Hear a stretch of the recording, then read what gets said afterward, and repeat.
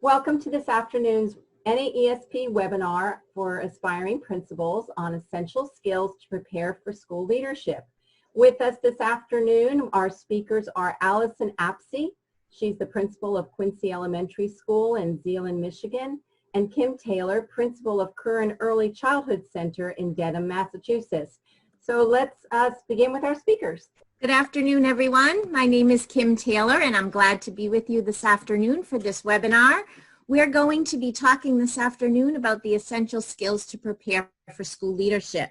Our session objectives for today are that you as participants will be able to reflect upon personal and professional values of being a school leader, name at least 2 essential skills of school leadership, and provide examples of how to develop or exhibit these skills. And Allison and I hope that with the information that we give you this afternoon that you'll be able to come to conclusions around those objectives for this afternoon.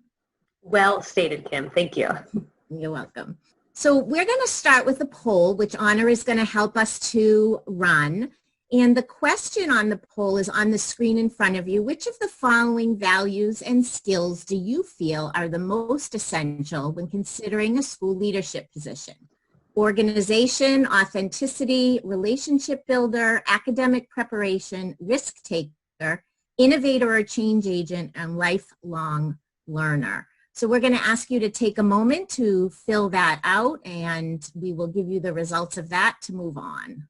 Yes, we can. So the results clearly show that relationship building is, to this group of people, the most important skill and value of going into school leadership. And with authenticity coming behind, innovator and change agent at 5%, lifelong learner at 8%. But 77% took it away. Relationship builder was the winner for this poll. So that's great. I think Allison and I would both agree with you. Would you say so, Allison? 100%. And all of you are actually in the exact right spot right now. So glad to have you here. That's great. So we're going to move on, and we're going to talk a little bit about the different skills that I, in my leadership role, have always felt to be essential in what I do. And the way we'll go about that this afternoon is looking at some quotes and looking at some pictures and hearing about some examples. So we're going to start with this quote today. I'm starting with authenticity. The power of authentic leadership is found not in external arrangements, but in the human heart. And we're going to ask you just in the chat box if you could think about these questions on this next slide. Who am I? Are you the same person as you are a leader? Always be yourself, now, then, and always. Don't try to be someone else. It doesn't work. People see through that. And what do you value as a person? And do you value that as a leader also? So in the chat box, if you could just write a few words about what stands out to you about authenticity in preparing for school leadership.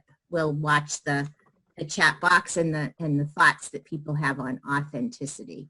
And what I wanted to just kind of talk about here is on the next page, there's some pictures that you'll see that really highlight who I am as myself and as a leader. And I think the first one you'll see is my family. They are first and foremost in my life.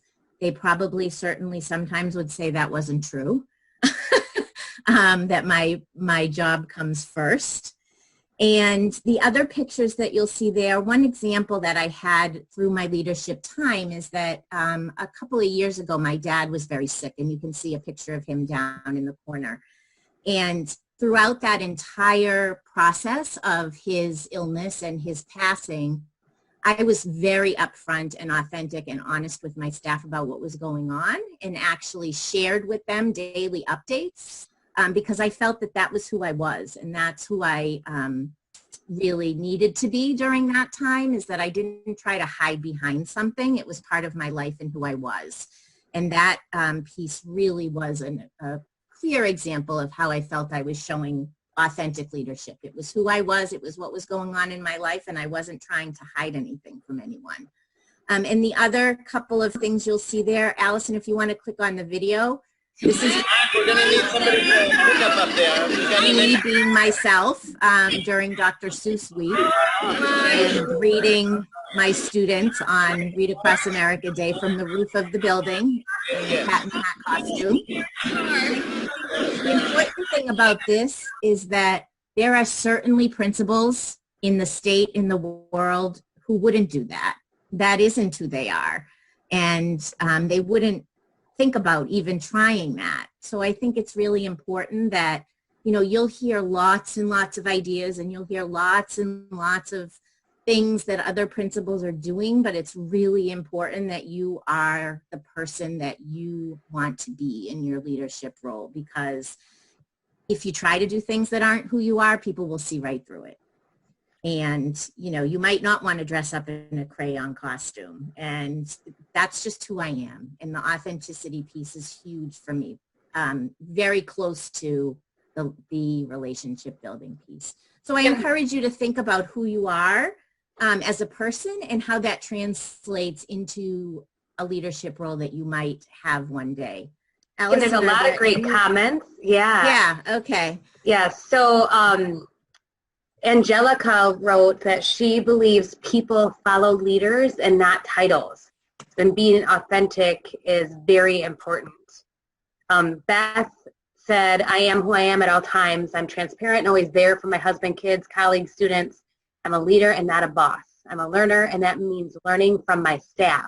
What a good point. I'll never know everything, and I believe life in general should be fun, and so should learning.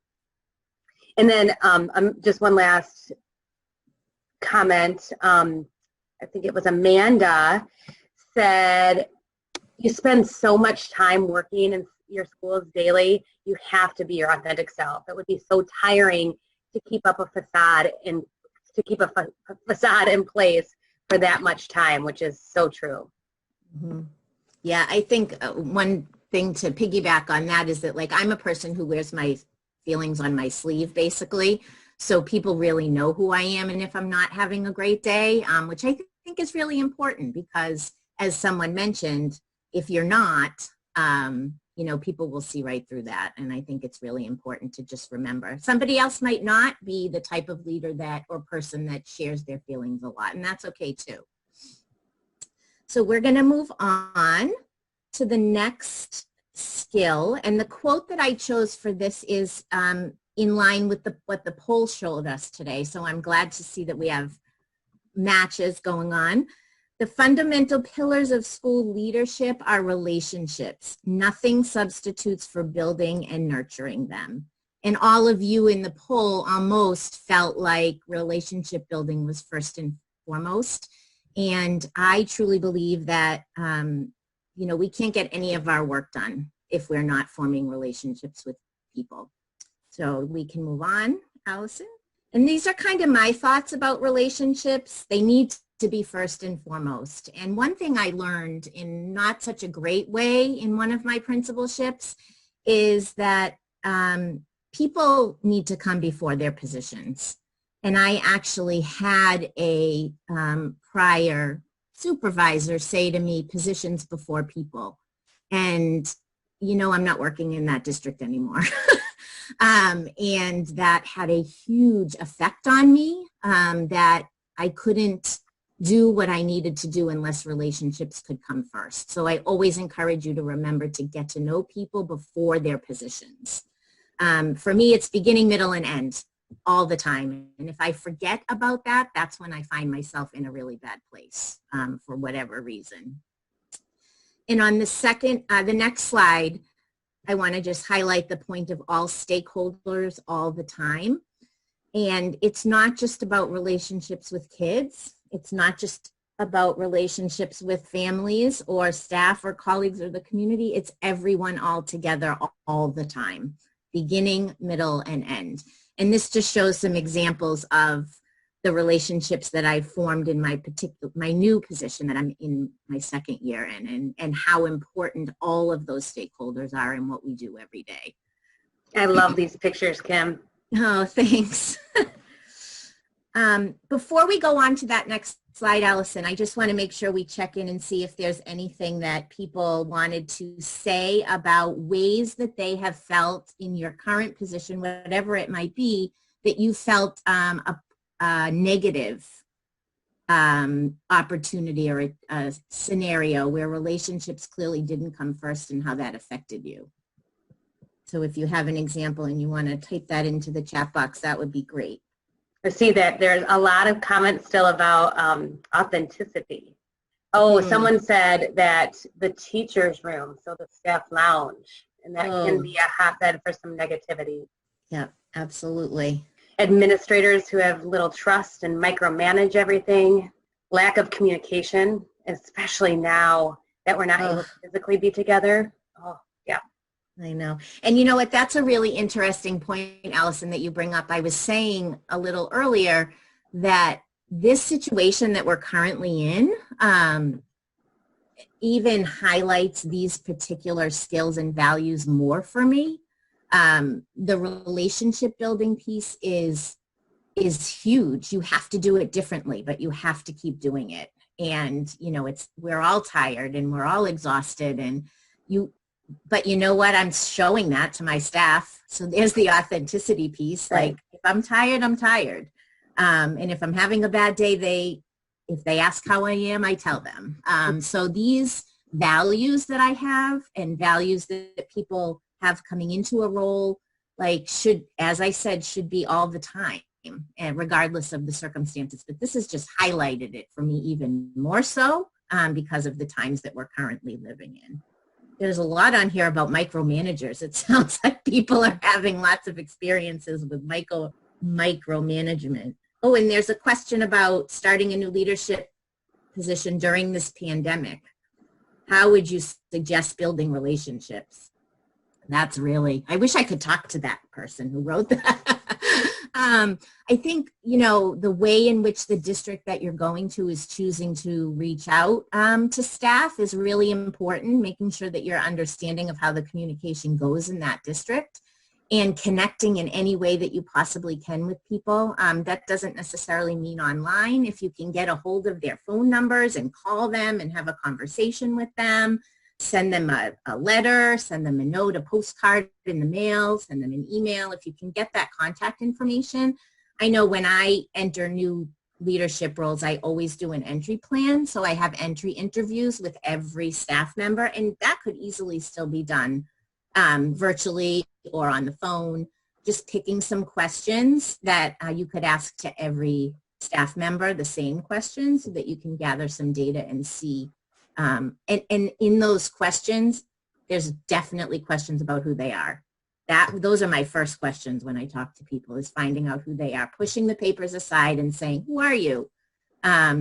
You know, talk to me about who your kids are, your grandkids, that kind of thing, because that's what people are going to remember and connect with you about. One admin had their door shut and wouldn't talk to the teacher unless she scheduled an appointment. There was no relationship building. Wow. That's like foreign to me. What do you think of that, Allison? Oh my gosh, yes, that's a no. The culture definitely is affected if the relationships are not important. And I've been in buildings, worked in districts where relationships don't come first, and that causes problems all around. So being yourself, forming relationships with people, and then the next thing I wanted to talk about was just around collaboration and how important it is to be a collaborator and a communicator with people that you can learn from. And somebody said that earlier on in the chat, I think, about learning from other people. You know, as administrators, when I was first an administrator, I thought I needed to have all the answers. And asking for help and collaborating with people, to me at that time, was a weakness. So I think encouraging people who are going into school leadership to really, it's a strength to reach out, and it's a strength to learn from other people. If we don't, then we get stuck in a rut. And I think it's really important to be able to step beyond yourself and learn from other people. I'm just watching the chat too. So there's a question from one of the attendees. How would you handle a relationship if you were hired over an internal candidate? That's interesting. Allison, feel free to pop in on these questions too. I don't feel like I need to answer them all. Well, I think for that it's about, again, it comes back to the relationship piece. For me, I would really feel really that it was really important to actually sit and have a conversation with that person.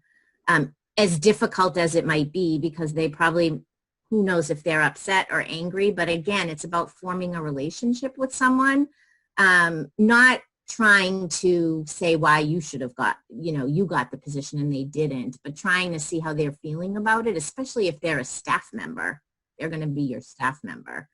What would you say, Allison? So I think that this is one of the reasons why it's so important when you start a new position that you are first a learner, because you can't go in and fix problems when you don't know what the problems really are. So like Kim, you said you have this entry plan and it's interviews and it's getting to know people on a personal and professional level. And George Couros gives one piece of input to especially new leaders, and that is to learn a strength for every single staff member before you implement any kind of changes.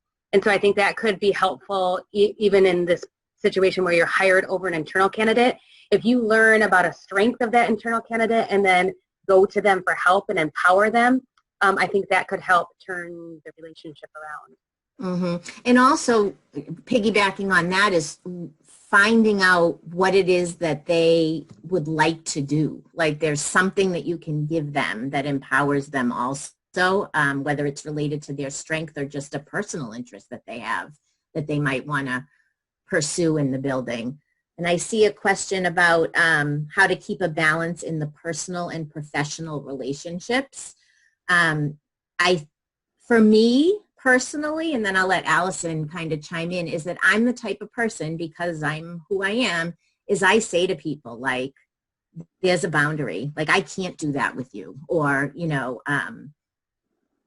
very often staff will say, will you come and do this with us? Or will you go in? And sometimes if it's a staff like get together or gathering for a particular reason, that's fine. But I've been asked questions before about going out after work and those kinds of things. And I don't beat around the bush. Like I just say like I draw a line I have to do that. And they understand. They're just trying. It's part of that they feel comfortable enough that there's been a relationship formed to be able to do that. But I think that it's really important to be clear and not beat around the bush with that.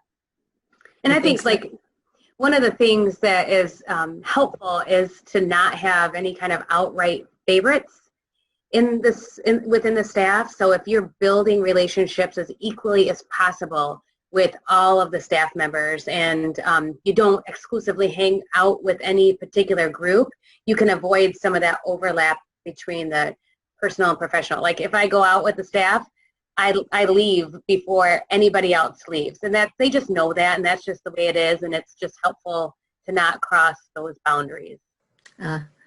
It's so interesting seeing what people are writing about feeling like they have to know everything, and I'm glad that you're reassured that you don't have to know all the answers, Tanya. That's really important. And don't feel like if you ask for help, it's a weakness. I learned the hard way with that. You get overwhelmed and burnt out pretty quickly. So when it comes to collaborating and communicating, I think it's really important. You can, for you to think about these questions. When you enter a collaborative situation, what's your stance? What kind of message are you sending or vibe are you sending? And what is your communication style? So think about in the chat for a few minutes the question, how do you enter a collaborative situation? And I want you to think honestly about this, because of course we all like to think that we enter those situations with an open mind, but sometimes we don't. So I think it's really important to just think for a minute, when you come upon a situation where it's involved with collaboration, how do you enter? I just be curious, listen and observe. Listen more, talk less. Present that. What can I do to help? Great question. Having an agenda, that definitely helps.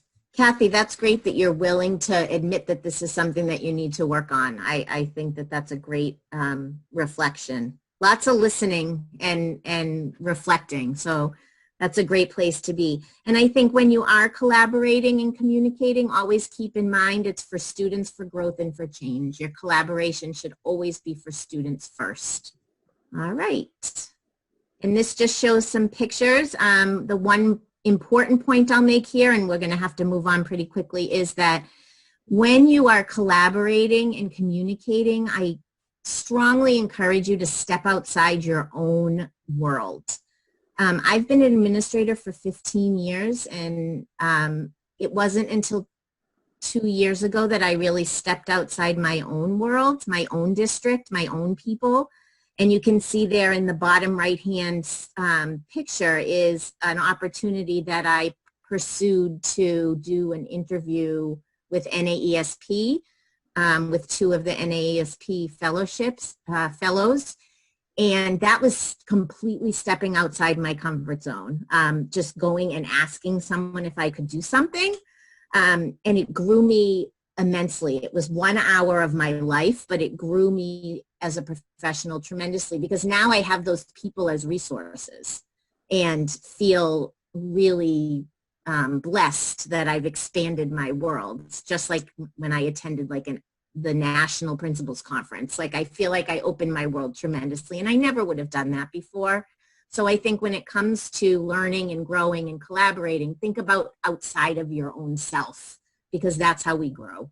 And the last piece I'm just going to do quickly is the way to develop the best in a person is by appreciation and encouragement.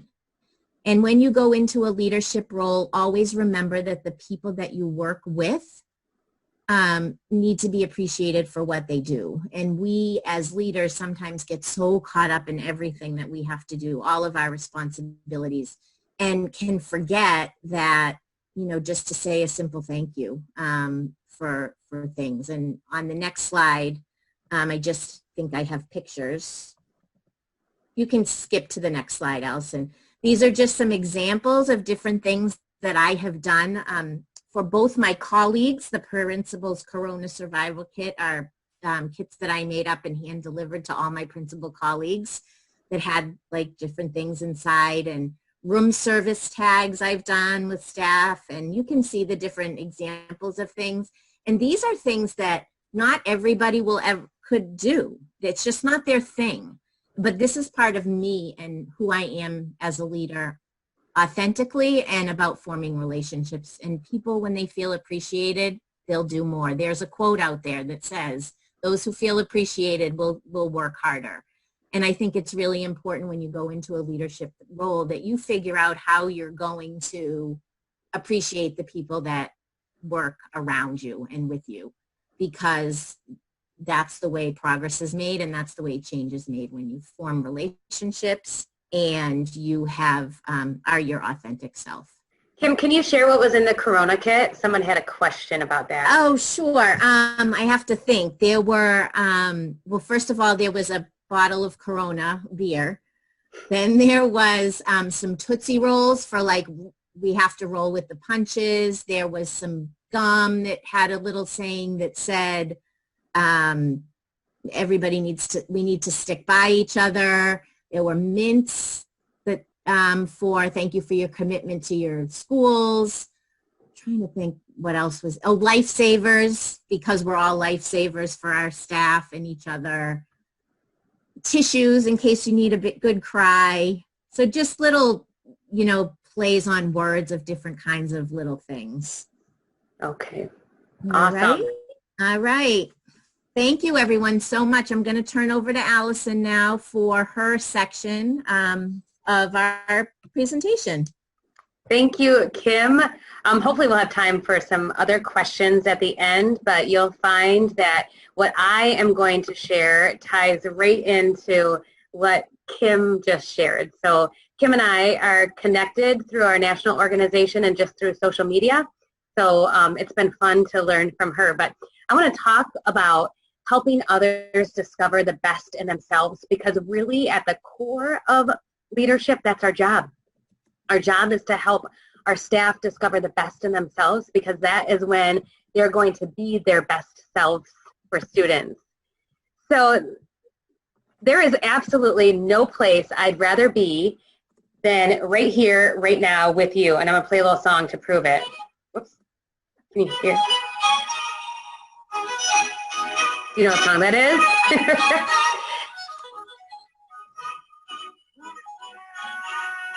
It's a long intro.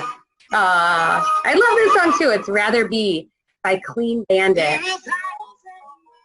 And I say this because, I mean, is this the absolute 100% truth? Like, would I rather be maybe on a beach, or would I rather be at Quincy Elementary than at home on this webinar? Maybe, but you know what? This is where I am. So if this is where I am, then I might as well want to be right here than anywhere else.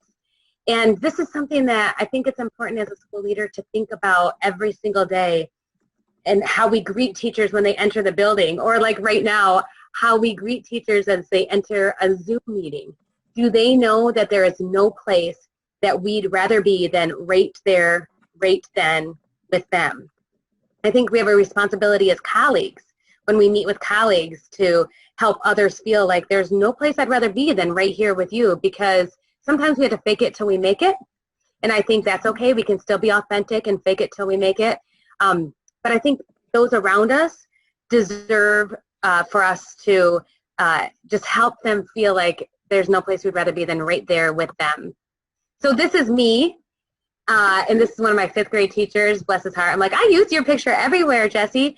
And Jesse's just being a goofball alongside me. But I want to share this, because this is also me, and I'm this one. So you can look in my mom's hand, there's an Epcot Center brochure. Yet, this is how my face looks. And I share this with you in a little bit of a humility, but also because those glasses are awesome, and look at those bangs. But because being this, like, you know, positive, look on the bright side, yet share the bad stuff and the dark side too, so that we can be authentic. Like, this stuff doesn't come necessarily natural to me.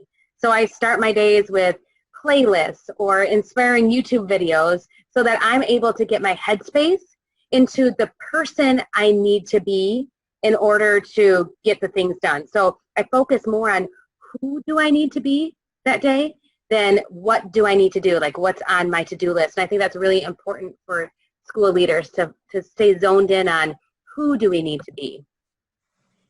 If you know me at all, I am out there as #SerendipityEDU, and that's because serendipity is my thing. I even have serendipity right now. But my idea of serendipity is not just that Webster dictionary, which is happy accidents. It's this mindset where we go through life looking for happy accidents and beautiful lessons in everything we experience. And I think this COVID-19 crisis is no exception. We can find happy accidents and beautiful lessons and all that we're learning about the importance of being connected, even when we can't physically be together. In different ways we can be connected. In at least in everything we go through, minimally, we'll learn empathy for others who go through similar situations. So one of the things that I think is important to think about is that there's always more to someone's story than what meets the eye. There is more to Kim's story than what meets the eye. There's more to my story than what meets the eye. Everyone is fighting a battle we know nothing about. And I love this quote, be kind, always. This is my family, and I love them dearly. 2 of them are home with me right now, and I'm like, you have to be quiet while we're on this webinar, and they're doing a great job right now. But I have an 18-year-old son named Lane, and I have a 13-year-old son named Tyson, and that's my husband, Jim, and my 18-year-old son just graduated this past year, and we're so fortunate that he was able to have a graduation, and that this happened last year rather than this year. But to be honest, we were really grateful just in general that my son graduated, because he's the kind of kid who, you know, he'd bring home straight D- one semester. You can't get straight D- by accident. And he qualified for a gifted program as an elementary student. So it was definitely by choice, and that's a pretty like humbling experience to be, this is my 16th year as a principal, and I've been a principal of all levels, and to have a son who dislikes school so much that we were just praying for a graduation day and that he would get through was a great learning experience for me. And this guy is going to be a huge success in life. Like he did not fit into, he was a square peg trying to fit into the round hole of school, and it just didn't work for him. There's more to my story. There's more to everyone's story. And so then the question is, how does knowing that there's always more to someone's story help as a school leader? How can we take this lesson and infuse it into our schools or our future leadership opportunities to help us be better leaders? I see Deanna said empathy and compassion. Yes, you can be more empathetic to others and more understanding. So if Kim described that, she wears her emotions on her sleeve, and if she's having a bad day, someone's going to know that she's having a bad day just by her disposition. And knowing that there's always more to the story, like I'm not going to take offense to Kim and like the fact that maybe she's not as smiley as she normally is. I'm not going to think, oh, that's about me, because it's really about what's going on in Kim's story. Utilizing your emotional intelligence. Yes, I think that's Elizabeth hit the nail on the head, because it is so important for school leaders to have that emotional intelligence. Shelley says, remembering not to jump to conclusions. Yeah, so awesome thoughts, you guys. I love reading those. So thinking about this lesson of knowing that there's always more to someone's story than what meets the eye, how can we take that lesson and be even better tomorrow? Or, if you have a Zoom meeting right after this, how can you be even better? And so there's 4 lessons here, and one is that people need our grace, not our judgment. Like in my own personal beliefs, I believe there is an ultimate judge, and it's not me. And I believe if there's anything that's really good to procrastinate, it is judgment. Because once we know more about the story, it's going to change our perception of someone else. So in best case scenario is just give grace, not judgment. And then the other thing, and Kim alluded to this, stop seeking perfection. It doesn't exist. As school leaders, we're not going to have all of the answers. So it is okay to ask for help. It's okay to ask for help from your teachers or your support staff or your colleagues, or like Kim and I have learned, this greater global network. If we're not able to find people to collaborate with in our district, I think Evan maybe asked a question about that earlier. What if you don't have people in your district who are willing to collaborate and get creative with you? Well, seek that outside your district. Find a PLN on Twitter or join some kind of Facebook group. There's a lot of different ways we can get connected and collaborate. We also... Allison, there's a question about how about someone who doesn't agree with your vision for the school? So I think there's just multiple layers to an answer to that question, because I think, first of all, as a principal, as a leader, it's important to collaborate with that vision so that from the ground level, others are working on creating that vision with you. So I don't know if you're referring to staff members or to like central office. It just depends on the approach to take. But I think Beth Huff and Shelley Burgess said in their book, Lead Like a Pirate, they said people don't tear down what they've helped build. So as much as possible, if we can have others help build whatever we're creating, that vision we're creating, they're not going to tear it down. And I mean, this is my 16th year as a principal, and I absolutely found that to be true.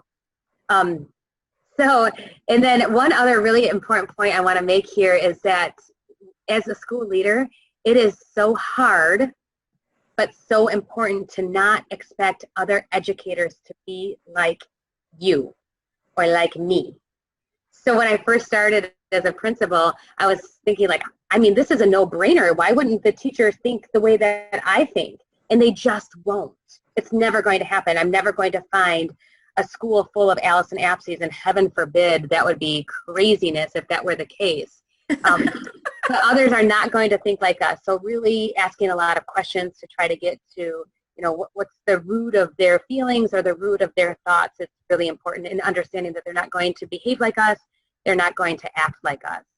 Another important point in helping others discover the best in themselves is this. When we treat students the way they have always been treated, they will behave the way they've always behaved. And I like to think of the movie Groundhog Day with Bill Murray, where he wakes up and it's the same exact day over and over and over again until he made some changes with how he reacted, and then he was able to move forward. So we have these students who, get all their new supplies, put it in their backpacks, throw their backpacks on their back, and march into school for the new school year, and they expect, okay, it's going to be better, things are going to be different, and then bam, they're hit with the same exact expectations and the way that we're talking with them as they were last year. And we can have the best of intentions. We can pull everything from our toolbox to try to help a child.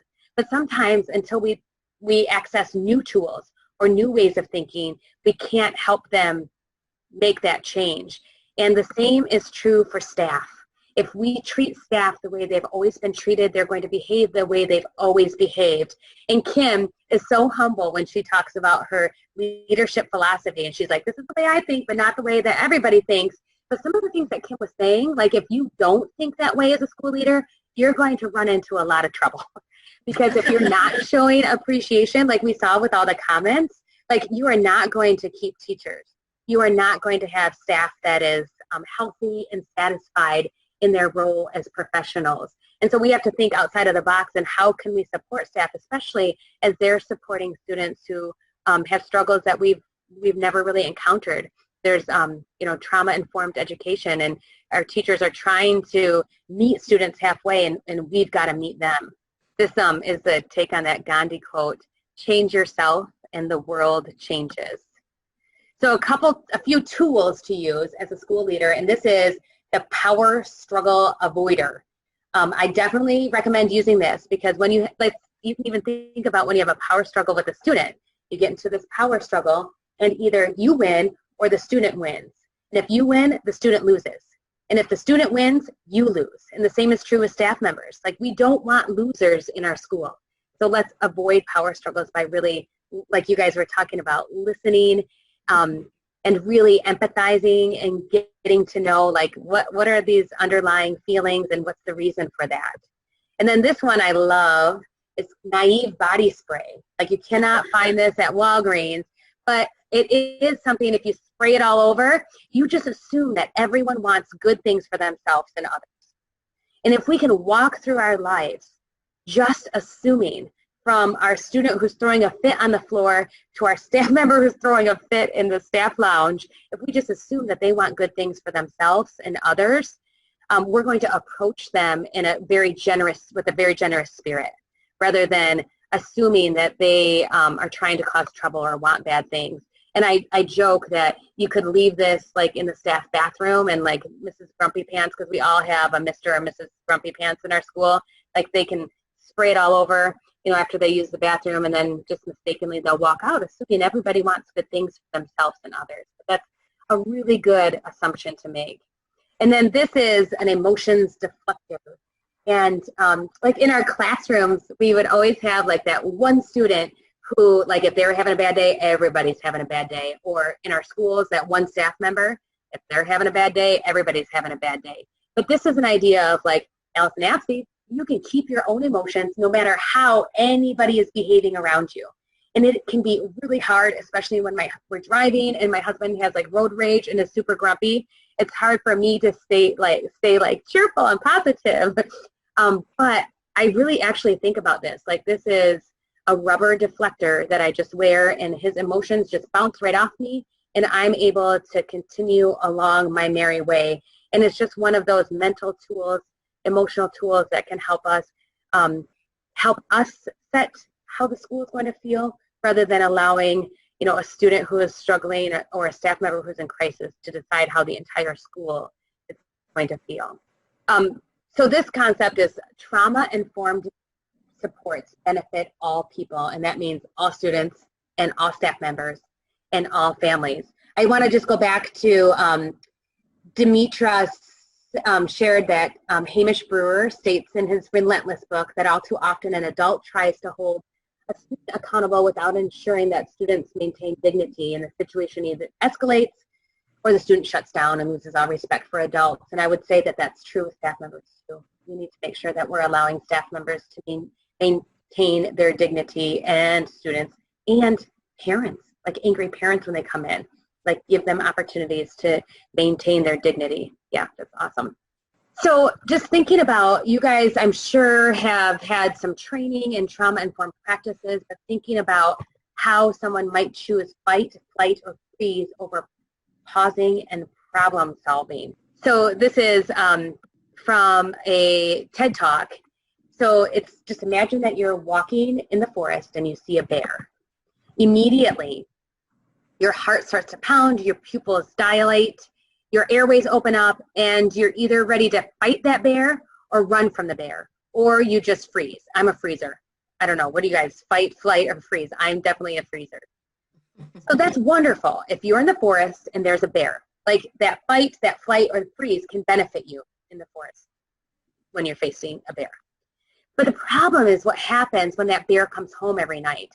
And the system is activated over and over again. And it goes from being adaptive or life-saving to maladaptive or health damaging. And that's from Dr. Nadine Burke-Harris's TED Talk, which is an absolute wonderful TED Talk to watch.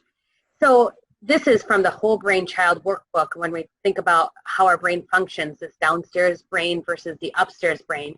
And in quick summary, the downstairs brain is that fight, flight, or freeze response, and the upstairs brain is that sound decision-making and planning. So we have many students and honestly staff members who like their initial response is defensiveness. Like I had a student who I'd ask, like, do you have a pencil? He said, why should I have a pencil? You know, immediately going to that fight response because that's what's ingrained. It's maladaptive. And versus other students who can use that sound decision making and know that asking about a pencil is not that big a deal. But we have staff members who have been burned by principals, burned by parents, you know, they've been hurt by students, and they have the same kind of issue with going straight to the downstairs brain rather than using the upstairs brain. This is from Help for Billy by Heather Forbes, which is another great resource, and this is that window of stress tolerance. And this is an example of a typical student, Andy, who has this huge window of stress tolerance. So he comes into school and that straight across line and Andy's like window of stress tolerance shows how much stress he comes into school with. So he can deal with a lot of stress in school before he gets to his breaking point, as opposed to Billy, who has a trauma background, has maladaptive strategies, comes into school with a ton of stress already on his plate. And so he can take just a very little bit of stress at school before he gets to his breaking point. And as a school leader, this window of stress tolerance applies to teachers too. Like there is so much stress that happens in the day. And some of the stress, like we don't think of as stressful, but there's just all of this piled on for a teacher. And this is just a fraction of the things that are piled on. And now this list can change completely with COVID-19, right? Because there's all these other different stress factors. And so teachers have a small window before they get to their breaking point. Like sometimes the window's a little bit larger and sometimes the window's smaller. Like when we're trying all of this new curriculum or they're trying new things and they're feeling really unsure about themselves, they're going to have a small window before they get to their breaking point. And what might fill that window so that they reach their breaking point? We can make some comments in the chat. There's a couple questions. So I see that I think Rosemary asked, would you fire or let go a teacher who doesn't agree with your vision for the school? And how would you handle a situation like this as a principal? And Kim, too, you can pipe in, but I think it does go back to making sure that there's really good communication and transparency and that teachers are intricately involved in the creation of the vision for the school. So when I entered Quincy Elementary 6 years ago, I didn't come in like guns ablazing, like ready to make changes, even though I readily saw some changes that I thought that some improvements that I thought that maybe I could help create, because I knew that for sustainability and to have everybody on board, we needed to create that together and decide, who are we as Quincy Elementary staff? what do we want to provide to our students, our families, and to each other and our community? And then how can we go about doing that? And when we create that together, there's very little instance of teachers who don't jump on board. And sometimes they jump on board right away. And sometimes you need to give them a little bit of time. There's the quick adapters. There's others who are slower adapters. And then every once in a while, you're going to have someone who just like completely, no matter all your efforts, completely bucks the system. And then you have to, have those conversations of like, is this the place for you? And you can have completely transparent conversations where like, this is who we are. This is what we do. This is what you're doing. It's not aligned. Like, where do we go from here? And try to figure that out together. And I think also in that question should be a question from you as the principal is, how is this person affecting students? Because, everything we do should be done in the best interest of students. So if in fact that person, whatever it is they're doing to buck against the vision is directly impacting students, then I think you have even an easier decision to make than if it's not, if it's affecting adults and not students, maybe it's a workable situation, but if it's affecting students, then to me, it's an easier answer. Yeah, 100%. Yeah. This is just a little, whoops. Sorry. This is, did I stop sharing the screen? You did. Yes. If you could share it back, that would be awesome. Yep. I didn't mean to. Okay, so I am going to share computer sound, and then I'm going to show you just a little staff appreciation thing that I did. That was pretty fun. So this was full moon, Friday the 13th, Pirate Day, and there was a thunderstorm. So I created this Zen zone for teachers. I gave up my office for the day, and just had this kind of music playing, the lights low, beverages and snacks, and just a spot for them to get away. These are my secretaries being models of, I even had like eye masks in there. Just an example of a super fun way to teach your teachers. Little fountain. This is another example of how to support teachers in with trauma-informed practices. We ask teachers to check in with students to see how they're feeling. And one of the things that I started doing this past year is a Monday morning staff check-in. Just how are you feeling about the week ahead? I'm doing great, looking forward to the week. I have lots of work to do, but I'm going to be okay. I'm overwhelmed and need some extra TLC, or help me. I could really use some help with something. And then putting comments in the other. And then I changed this to be a like a COVID-19 Monday morning staff check-in. And it's been huge because I try to get around and talk to everybody, but they might be in a conversation with someone else, or teaching students or whatever. This is an awesome way for me to see, like, how are you feeling about the week ahead? And the responses I get when it's conference week and the grades are due are way different than when it's a kind of typical week. So it's really good for me to get a feel of how the staff is feeling overall, but then how I can help individual staff members. So this is an example of how I follow up. When teachers or staff members say help me, or there's other kind of comments, I actually highlight it in yellow, and then I change it to green when I have helped them. And during COVID-19, I am doing a form like this for families also, and just keeping this kind of organization is really important, because asking the question is good, but doing something about it is the most important thing. So that follow through makes this that I get almost 100% response from teachers every time I send this out. I have over 100 families who are responding to me via this check-in. So that's it's been really helpful in order to provide the support that I want to provide.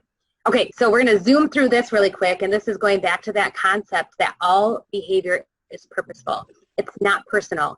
And as a school leader, it is so important to keep this in mind all the time. And it's not easy.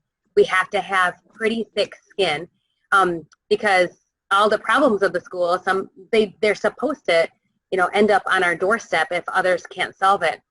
So just thinking about William Glasser's 5 basic needs, and that everybody is behaving to meet their needs for power, fun, survival, love and belonging, and freedom. And as a school leader, I can create a school that is need satisfying. So teachers are easily able to meet these needs within the structure of the school.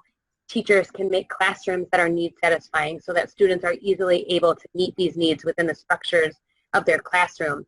But understanding that we're always behaving to meet one or more of these 5 basic needs helps us understand that someone else's behavior is not about me, even though sometimes it feels like it's about me. It's really about them and what they're going through. And these are just some questions as food for thought of what need do you have the most trouble meeting for yourself during the school day? And often it's freedom. Like right now we have a lot more freedom with being a stay-at-home principal or stay-at-home teacher. Maybe, maybe not. It just depends on how old your children are, right? And what need do you have the most trouble meeting for yourself in your personal life? Because these needs are not exclusive to our lives at school. And then as a leader, how might we make school more need satisfying for teachers? Doing things like that Kim suggested with all of those appreciation things. I do those room service tags and just really fun things in order to make sure that teachers feel appreciated. But this is also about like the day-to-day normal kind of stuff. Like how, if I tell teachers, you just call the office and if you need to go to the bathroom, somebody's going to be down there to cover you. Like call anytime. Guess how many times teachers actually call? Rarely. But they, just knowing that that availability is there can be huge in creating a need satisfying environment. And I think just to piggyback on that quickly is that I would never ask people to do something that I wouldn't do myself. So that also can happen on a day-to-day basis. Like, you know, like don't expect someone to put down the cafeteria tables if you wouldn't do it yourself. So it's just that whole piece. Yes, yeah, really good point. So Belinda asked a question, did I say I sent the check-in form as a survey or ask people in person? I sent that check-in form as a survey. So that specific question is a Google form that I would just send out. I asked staff, what would be the easiest way for you to do this check-in? So that's a virtual check-in for everybody. And then of course, like I try to get around and talk to as many people as possible because those conversations are so important. We learn so much just by being in classrooms. I know we need to run through this really quick, but just another idea that we're always impacting each other with our behavior, and that impact can be negative or positive. And that is whether we mean to or not. Like even if we're walking down the hall and like I have 500 things on my mind and somebody walks by me and I don't give them eye contact or smile at them, I'm impacting them with my behavior. Because they might think, and they often do, oh, is Allison mad at me? Like she didn't see me, she didn't smile at me, she's usually smiling, like what's going on? So as a leader, just having that awareness that our impact is quadrupled or like multiplied because everybody is like wanting, teachers are pleasers, they want to please us, and especially if we have great relationships. So just understanding that we are always impacting each other with our behavior, and then supporting staff to know that they're always impacting each other with their behavior is really important. This is a presentation I did, actually this was in, I think, South Dakota, because look at, I always remember because they put mud, and I'm like, mud, really? So I asked the question, what might make a teacher feel unsafe at school? And look at what's biggest in the middle, it's gossip. I need to start wrapping up, and that's something that we have control over, right, as staff members, as a community. And we can create a culture where everybody feels safe because they don't have to worry about adult bullying or gossip. And then this is, I asked a question of 200 Michigan principals. And look at what came up at the biggest in the middle. And I'm like, you guys, we have control over how evaluation feels in so many cases. So just really looking at what's within our control. And if we can help teachers feel safe at school, then it's going to be more of a need satisfying environment. A couple quotes to wrap us up. The words we tell ourselves have even more power than the words we tell others. We are our own storyteller inside our head, so make sure that we're holding ourselves accountable for treating ourselves at least as well as we treat others. And then this last quote is, all you need to do is move inch by inch toward the person you want to become. That is enough. You are enough. And so I am obsessed with serendipity, which is why I have 4 books that have serendipity in some ways in the title. But The Path to Serendipity Through the Lens of Serendipity. The Princess of Serendip is a picture book that tells the origin of the word serendipity. And then the Serendipity Journal is my most recent book.